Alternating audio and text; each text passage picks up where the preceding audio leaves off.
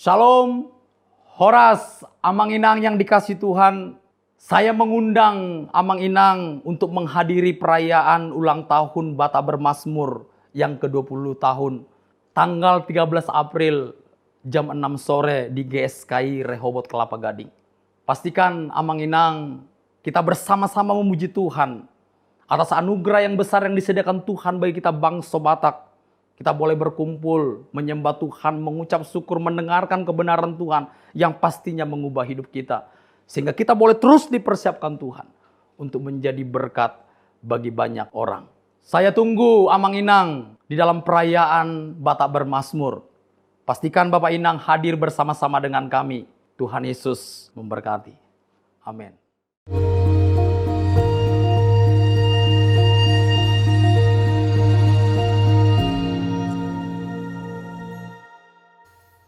Shalom saudara, kita memasuki Abam episode 581. Ya betul ya, 581. Dari pria usia 19 tahun. Ini dari Jogi.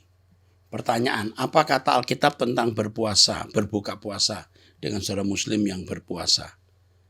Berbuka puasa dengan saudara muslim yang berpuasa. Berbuka puasa, ya nggak apa-apalah. Sangat baguslah kita bisa bersilaturahmi dengan saudara-saudara kita yang beragama lain. Firman Tuhan mengatakan, kasihilah sesamamu. Tolonglah saudara-saudara, tolonglah sesamamu. Itu termasuk orang muslim. Artinya kalau mereka butuh bantuan, kita bantu. Kalau mereka menikmati atau merayakan kesenangan berbuka puasa, kita ikut buka puasa. Tidak masalah. Kita pun sekarang berpuasa ya bersama-sama dengan mereka. Ya mungkin buka puasanya beda. Kalau kita mungkin tidak pakai sahur, kita buka agak lebih sore. Tapi kan kita puasa. Nanti kalau kita mau buka puasa ya buka puasa. Gereja juga bisa membantu mereka yang tidak mampu buka puasa. Ya kita harus menjadi bangsa yang dewasa, masyarakat yang dewasa. It's okay, tidak masalah sayang. Oke. Dari wanita usia 42 tahun. Bermukim di Taiwan, sudah menikah. Salam Pak Eras, kiranya Tuhan selalu memberkati Bapak sekeluarga dan para tim Truth GSKI dimanapun berada.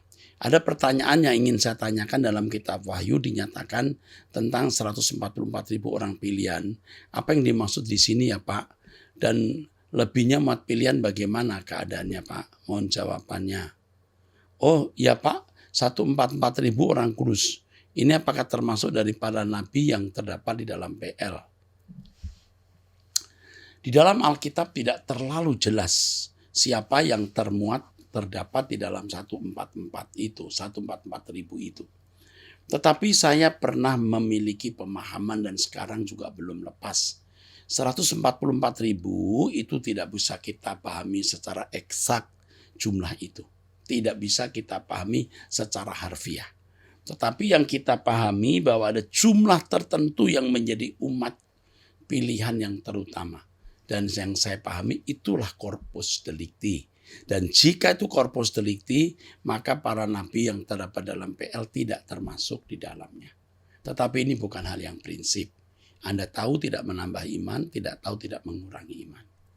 Tetapi kalau saya pahami bahwa ini orang jumlah khusus ya.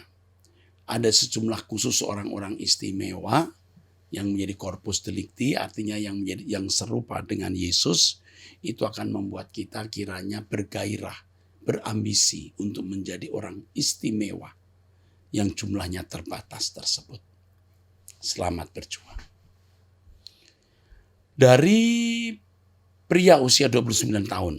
Salam Pak Erastus, kemarin saya mengikuti khotbah Bapak di Mall Arta Gading ya. Lantai 5, Kelapa Gading, Jakarta. Dan saya mendengar dari khotbah Bapak mengenai keselamatan di luar Kristen. Apakah bisa Pak orang yang belum dibaptis dapat memperoleh keselamatan dan orang tidak percaya dengan Tuhan Yesus bisa memperoleh keselamatan? Kalau orang tidak mendengar Injil, ya tentu tidak perlu dibaptis. Orang salah mendengar Injil dan memang bukan umat pilihan, karena umat pilihan itu ditunjuk, ditentukan Tuhan. Ya tentu mereka tidak dihakimi berdasarkan iman kepada Yesus, tetapi berdasarkan perbuatan. Dan itu terdapat di dalam Roma pasal 2 ayat 12 sampai yang ke-15. Ya. Oke, karena yang saya baca di Alkitab, kita diselamatkan bukan oleh perbuatan, melainkan iman dan tentu saja karunia Allah. Seperti yang tertulis di Efesus 2:8 dan juga oleh baptisan. Ini benar sekali. Kita diselamatkan bukan karena perbuatan. Tidak ada perbuatan manusia yang sempurna dan tidak ada perbuatan orang yang bisa menyelamatkan dirinya sendiri atau orang lain. Karena semua manusia telah jatuh dalam dosa. Dan tidak ada cara penebusan kecuali darah Yesus. Jadi Tuhan Yesus menumpahkan darahnya di kayu salib itu menebus semua dosa manusia. Bukan karena perbuatan, tapi karena korban Kristus. Tetapi setelah menerima korban Kristus, bagi orang percaya harus sempurna seperti Bapa. Serupa dengan Yesus. Itu konsekuensi anugerah. Dan konsekuensi orang yang menjadi umat pilihan. Jika tidak dengar-dengaran, Tuhan juga berkata, aku tidak kenal kamu. Kamu yang melakukan kejahatan. Tapi bagi orang yang tidak mendengar Injil, atau salah mendengar Injil, yang memang bukan umat pilihan yang ditentukan, Yesus pun mati untuk mereka. Maka ada penghakiman, ada pengadilan. Jika Yesus tidak mati di kayu salib, tidak ada pengadilan kepada siapapun. Semua masuk neraka, sudah nggak ada perhitungan lagi. Tapi dengan adanya kematian Yesus di kayu salib menebus semua dosa manusia, maka ada orang yang dihakimi menurut perbuatannya. Tidak ada dihakimi menurut iman itu, ya. Tetapi orang diselamatkan oleh iman. Ini konteks untuk orang percaya. Oke? Itu jawaban saya. Oke, lebih lengkap lagi dengarkan khotbah saya mengenai apakah ada keselamatan di luar Kristen. Itu berseri-seri dan saya tentu tidak bisa meringkas dalam waktu 10, 5, 3 menit ini. 10 menit, 5 menit, atau bahkan 3 menit apalagi. Tidak bisa.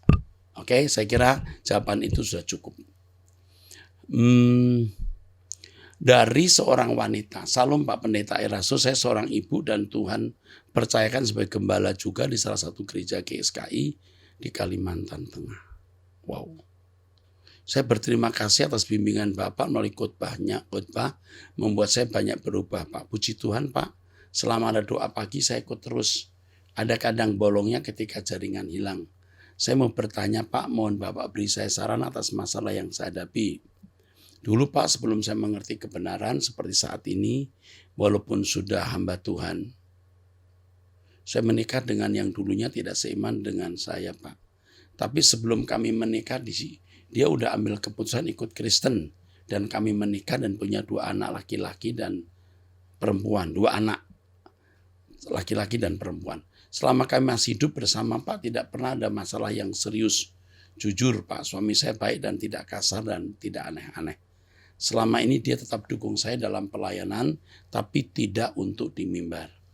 Saya ajak berdoa bersama, dia mau, tapi kalau disuruh memimpin doa di gereja dan pimpin pujian, dia tidak mau. Katanya saya nggak bisa. Katanya dia nggak bisa.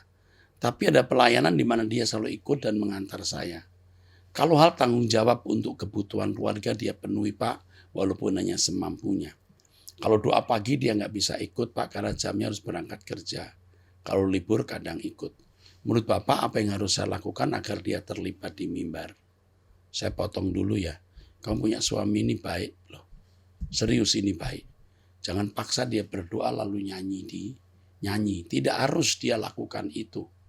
Biar dia melayani apa yang bisa dia lakukan. Jangan paksa di mimbar. Kalau kau paksa dia pelayan di mimbar, kamu bersalah. Masing-masing orang memiliki talenta dan karunia. Biar berjalan dulu ya. Mungkin satu hari dia bisa, sekarang jangan dulu. Terus terang, Pak, kalau dia tidak mau, saya tidak memaksa. Ya udah, jangan dipaksa. Yang kedua, Pak, anak saya yang kedua berkebutuhan khusus dan udah pernah saya bawa ke MAG waktu pentabisan kependetaan saya. Sekarang anak saya umur 10 tahun tapi masih seperti umur 5 tahun. Ini masih lumayan loh. Umur 10 tahun seperti 5 tahun. Saya baru bertemu beberapa waktu ini usia 18-17 tahun seperti anak 6 tahun setengah. Bicaranya pun belum lancar dan belum bisa mandiri. Anak saya tahu dan kenal Pak Eras. Saya ajarin panggil Bapak itu Opung. Kalau dilihatnya di YouTube pas saya streaming dia bilang itu Opung ya. Dia bilang, Pak kapan kita Yama ke tempat Opung naik pesawat.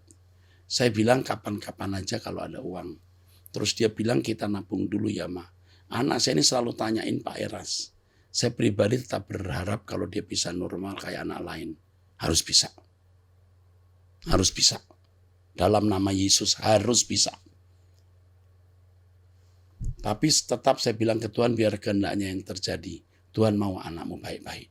Dalam nama Yesus dia akan mengalami percepatan. Dalam nama Yesus Tuhan tolong anak ini. Pak, terkadang kalau saya lihat beban Pak Eras yang begitu banyak untuk pekerjaan Tuhan, rasanya ingin ikut menanggung Pak. Tapi apa yang bisa saya perbuat ya? Tangan saya tak sampai karena kehidupan kami juga pas-pasan. Bahkan saya malah yang Bapak bantu lewat anak saya yang sekolah di Rehoboth Palangkaraya. Bahkan saya malah yang Pak Eras bantu lewat anak saya yang sekolah di Rehoboth Palangkaraya. Terima kasih ya Pak atas kesediaan Bapak membaca curhatan ini. Tuhan memberikan kesehatan. Oke. Perlu Bapak Ibu ketahui bahwa kami punya sekolah di Palangkaraya, SD, SMP, SMA. Dan di antara mereka tinggal di asrama. Jadi saudara-saudara yang tidak mampu di Kalimantan, ya kami bantu untuk bisa sekolah. Sekolah kami baik, ya.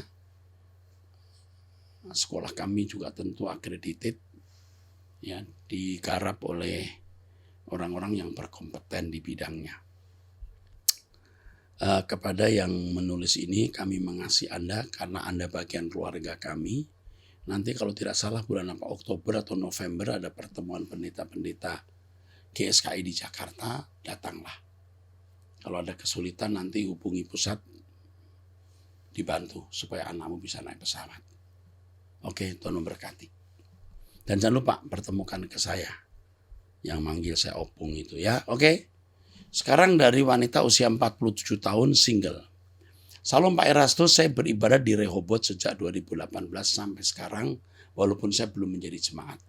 Begini Pak, saya merasakan kekhawatiran saat ini karena punya uang hanya pas-pasan buat bayar kewajiban bulanan. Saya sudah tidak punya tabungan, apalagi usia tak terlalu muda lagi. 47 tahun.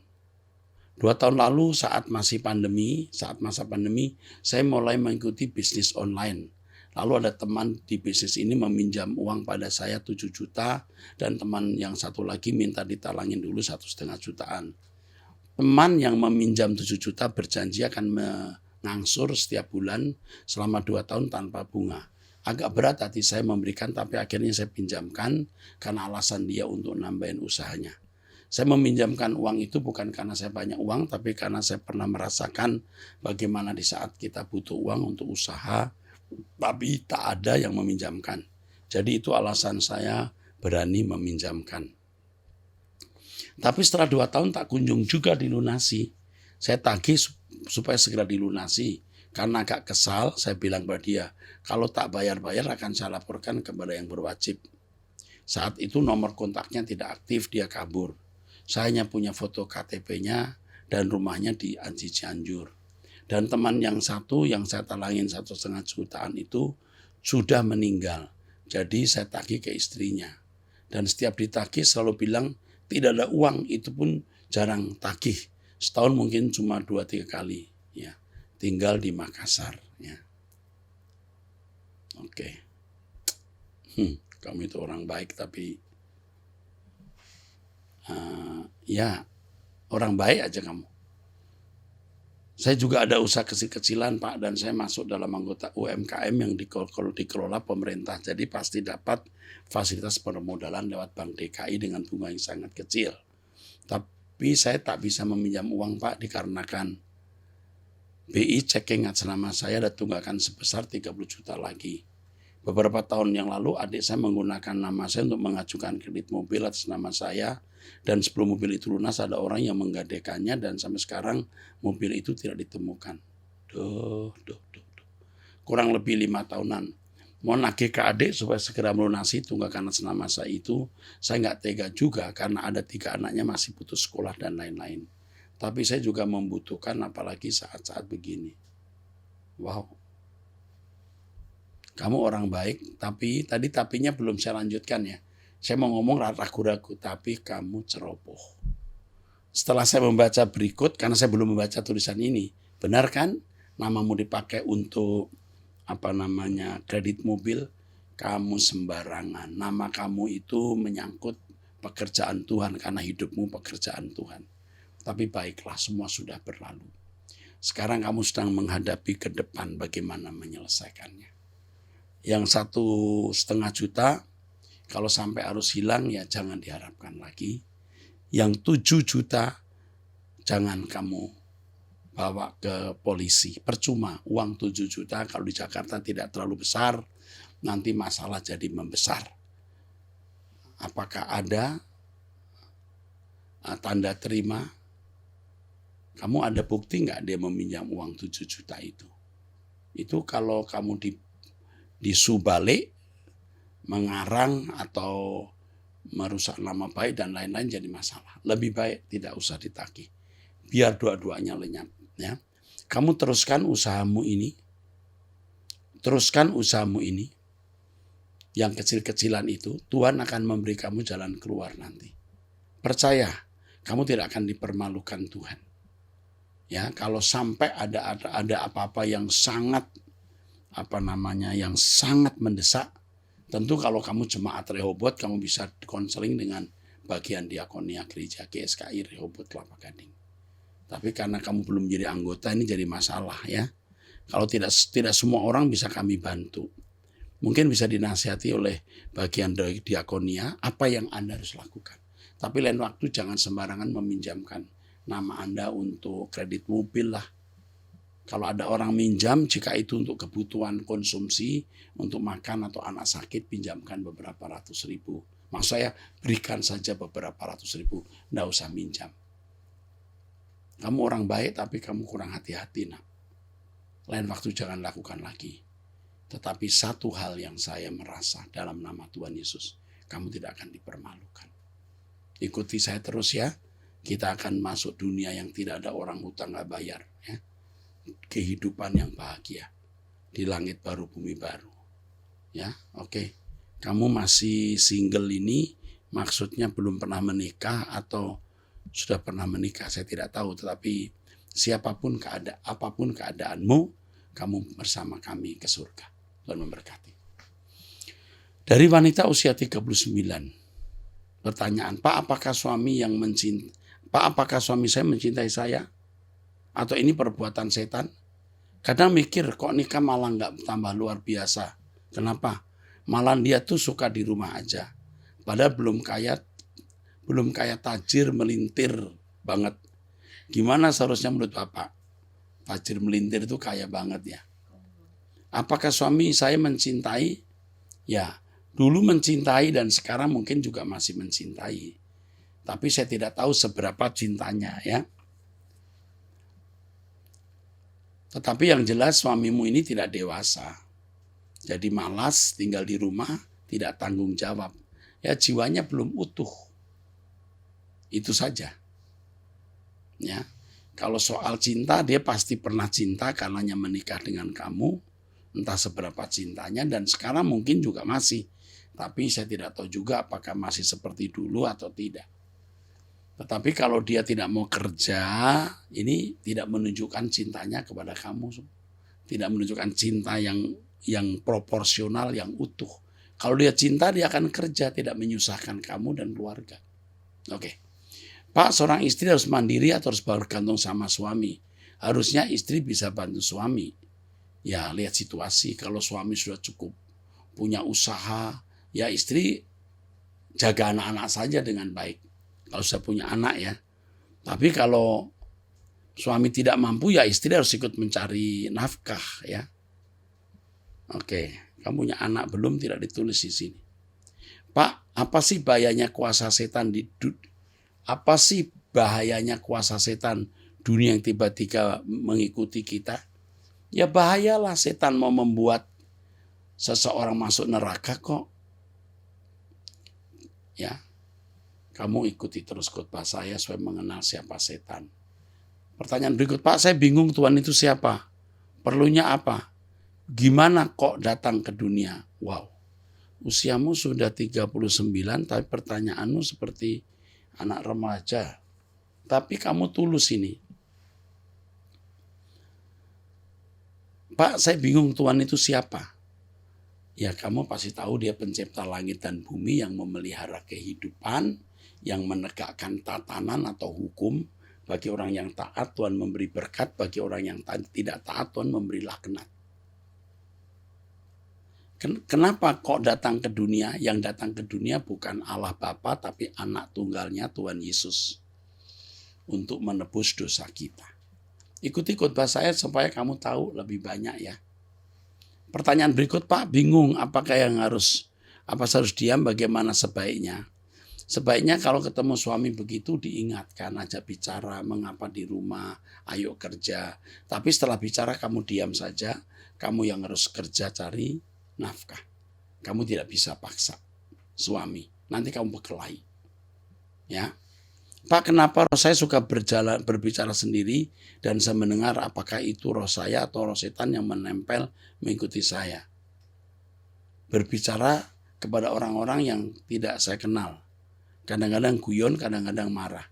Wah, kamu sakit ini. Kamu sakit, nak. Kalau kamu ada di Jakarta, kamu datang ke Mall Arta Gading lantai 5, biar kamu didoakan. Kamu sakit. Jiwamu sakit, rohmu juga sakit. Kamu harus dilayani. Kamu cari pendeta untuk melayani kamu. Kamu benar-benar membutuhkan bantuan. Kamu betul-betul wanita yang membutuhkan pertolongan. Pasti ada hamba Tuhan yang bisa menolong kamu. Jika tidak, kamu cari kami. Tuhan memberkati. Dari pria usia 37 tahun sudah menikah 2 orang anak. Pak Eras yang baik, iya terima kasih. Selama ini saya sangat terberkati dengan Injil murni dan dalam perjalanan mengejar kesempurnaan. Saya punya pertanyaan yang mengganjal di pikiran saya. Sesekali istri saya mengajak saya menonton film drama Korea.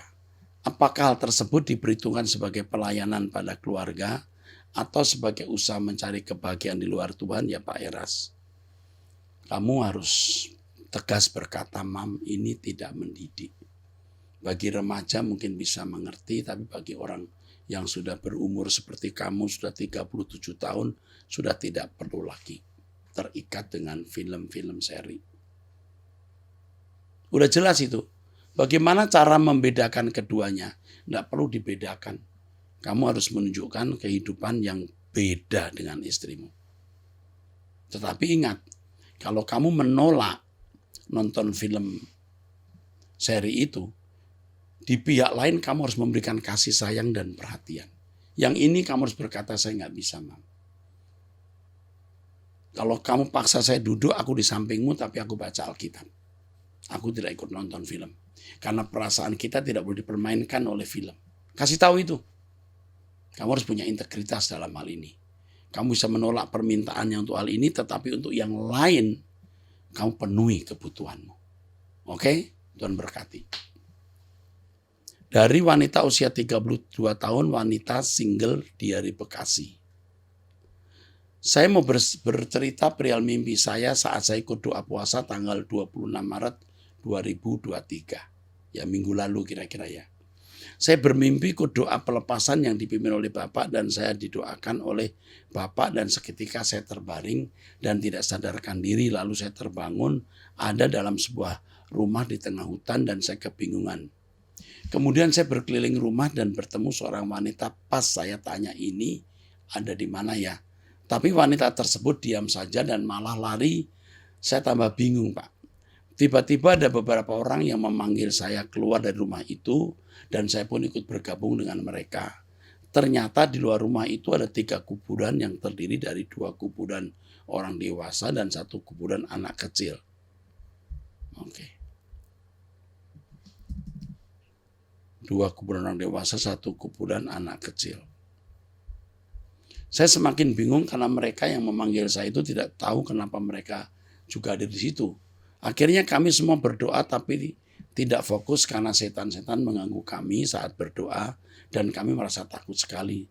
Lalu ada satu orang yang bicara bagaimana kalau kita berdoa di dalam rumah kosong itu saja. Oke. Ini soal mimpi ya. Panjang sekali ya. Soal mimpi tadi, kamu tanya Tuhan ya. Saya tidak tahu maksudnya Tuhan ya. Pergumulan wanita ini juga mau melunasi hutang ya. Untuk menyelesaikan masalah yang kakaknya perbuat karena suka mabuk-mabukan dan selalu buat onar dalam hidupnya. Dan mamanya harus ganti rugi kepada orang-orang yang dirugikan oleh kakaknya yang mabuk-mabukan itu. Tapi yang menggantikan wanita ini. Untuk supaya mamanya tidak stres.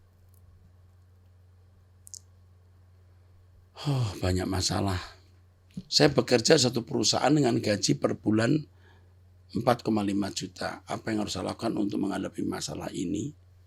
Oke. Mengenai mimpi tadi, saya tidak tahu jawabnya, mesti kamu tanya Tuhan. Dan dengan gaji yang 4,5 juta ya, kamu bisa membantu orang tua, bantu sebisa-bisanya. Tapi kalau kamu tidak bisa ya kamu berkata saya tidak bisa. Ada hal-hal yang tidak bisa kita selesaikan dengan kekuatan kita, nak. Tuhan yang menolong. Dan saya harus berkata, kasus kakakmu yang mabuk-mabukan sehingga mamamu yang harus sering pikul dan kamu ikut terlibat, bawa kepada Tuhan. Tuhan yang menolong kamu. Ini di luar kemampuan kamu dengan gaji 4,5 juta itu. Tetapi ini keadaan tidak akan lama. Kamu siap-siap ya. Kakak kamu akan ditindak oleh Tuhan. Tidak akan lama. Tidak akan terus-menerus begitu. Ingat kamu mencari Tuhan. Tetap bersama dengan saya di Truth ID dan doa pagi bersama saya. Oke. Dari anak umur 10 tahun. Orang tua saya setiap hari bertengkar terus karena mama selalu bekerja sampai malam.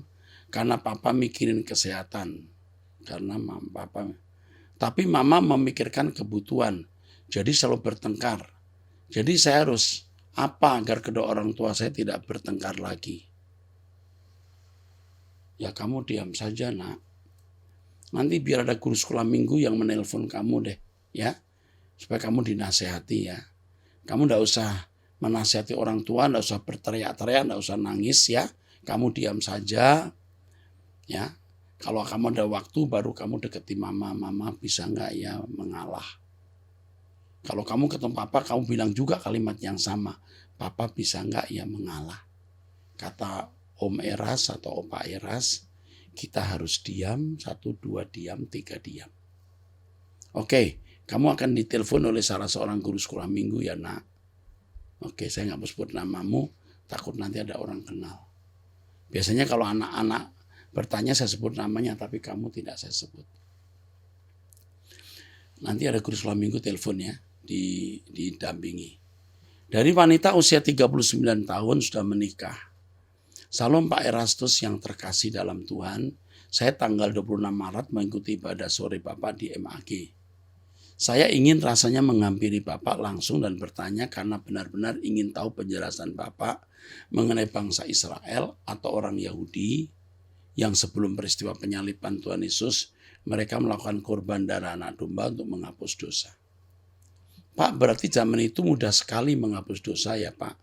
Misal sehabis berbuat dosa, membunuh, berzina, mencuri. Asal bisa persembahkan korban, dosanya terhapus. Itu tradisi orang Yahudi atau ajaran dari kepercayaan mereka. Maaf Pak, kalau pertanyaannya begini, tapi saya ingin tahu. Itu ajaran dari Musa. Ya, tentu mereka tidak melakukan korban itu setiap saat karena ada hari-hari tertentu. Lalu Pak, kalau semudah itu penghapus dosa oleh bangsa itu, apakah itu sebabnya ada dari mereka tidak percaya Yesus sebagai juru selamat? Ya, bahwa Yesus adalah juru selamat, syarat menjadi pengikut Tuhan, menjadi sulit karena harus memikul salib, menderita seperti yang dialami murid-murid Yesus. Mereka menolak Yesus karena mereka tidak percaya Yesus itu anak Allah. Mereka begitu monoteistis, mereka begitu percaya Allah itu esa. Oleh sebab itu kalau Yesus mengaku anak Allah dianggap menghujat. Jadi kamu harus berpikir dengan konteks basic dasar cara berpikir orang Yahudi itu.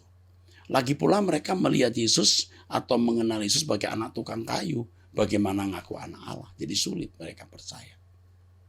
Oke. Jadi memberi darah, memotong korban untuk penghapusan dosa itu ajaran Musa. Dan Musa mendapat dari Tuhan. Dan korban yang disembelih itu sebenarnya menunjuk atau lambang atau tindakan profetik, tindakan nubuatan untuk Yesus. Apakah dosa mereka diampuni dengan memotong domba itu? Diampuni. Tapi sebenarnya itu menunjuk darah Yesus. Darah domba itu hanya voucher, pembayaran sementara. Sedangkan darah yang benar yang menghapus dosa dunia itu Yesus. Jadi Yesus mati untuk semua orang.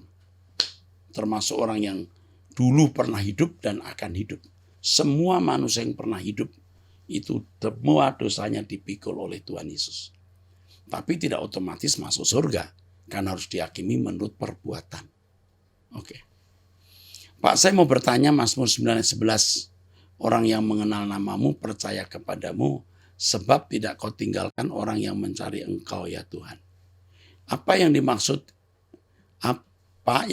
tidak kau tinggalkan itu maksudnya tidak ditinggalkan di bumi ya Pak. Tidak ditinggalkan Tuhan artinya pasti ditolong, disertai, dilindungi Tuhan. Lalu kalau orang yang tidak mau mencari Tuhan atau ateis bagaimana Pak? Ya tentu Tuhan tidak memberkati mereka. Walaupun dia tahu tentang Tuhan tapi memilih tidak percaya. Yang penting hidup sesuai aturan dan tidak merugikan orang lain. Apakah akan dihakimi sesuai perbuatan atau ditinggalkan di bumi saat Tuhan datang? Orang yang tidak percaya adanya Tuhan, perbuatannya busuk, begitu Alkitab katakan. Dan tentu mereka nanti tidak akan masuk kerajaan surga. Bumi ini akan jadi lautan api dan mereka akan ada di sini. Yang terakhir, Pak, awalnya bumi damai lalu karena jatuh dalam dosa sejak zaman Adam, anaknya Kain mulai membunuh. Dari zaman Nuh, manusia sudah jahat-jahat sekali, lalu datang air bah. Kehidupan dimulai lagi. Lalu Sodom Gomora, isinya juga orang jahat. Tuhan Yesus datang pun orang-orang Farisi jahat-jahat. Bahkan sampai sekarang pun yang mengaku percaya Tuhan Yesus, Tuhan, tapi jahatnya luar biasa sampai menghabisi nyawa orang pun berani tanpa ada rasa takut. Lalu Pak, untuk apa manusia perlu ditebus dengan darah yang mahal? Tidak langsung dihakimi sesuai perbuatannya saja. Cukup toh, sudah ditebus juga jahat-jahat juga. Sedih lihatnya kok. Begitu ya, sepertinya pengorbanan Yesus di kayu salib tidak mereka pedulikan. Apa karena manusia itu tahu diampuni jadi enak-enak buat dosa? Nanti tinggal minta ampun. Kalau tahu buat dosa langsung masuk neraka, mungkinkah Pak yang buat dosa sedikit?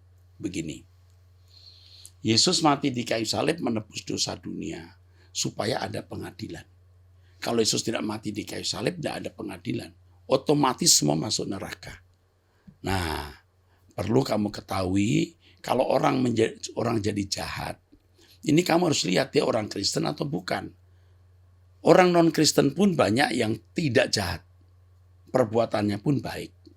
Tapi ada orang Kristen juga ternyata jahat. Tapi ada yang baik dan ada bahkan sempurna jika mengikut jejak Tuhan Yesus. Masing-masing mereka akan dihakimi. Jadi ada orang yang mendengar Injil tapi tidak tahu berterima kasih. Sehingga perbuatannya jahat. Tetapi juga ada yang mendengar Injil lalu ikut Yesus dan terus berproses menjadi sempurna seperti Bapa dan serupa dengan Yesus. Nah, ada orang yang di luar Injil jahat sekali, tetapi juga ada yang baik sekali. Tetapi tentu sebaik-baiknya mereka tidak akan bisa sempurna seperti Bapa atau serupa dengan Yesus. Ini standar Kristen ya maksudnya. Serupa dengan Bapa, sempurna seperti Bapa, serupa dengan Yesus, ini ukuran orang percaya. Tidak membanding-bandingkan, tapi dari perspektif Kristen demikian adanya. Oke, saya cukup menjawab ini.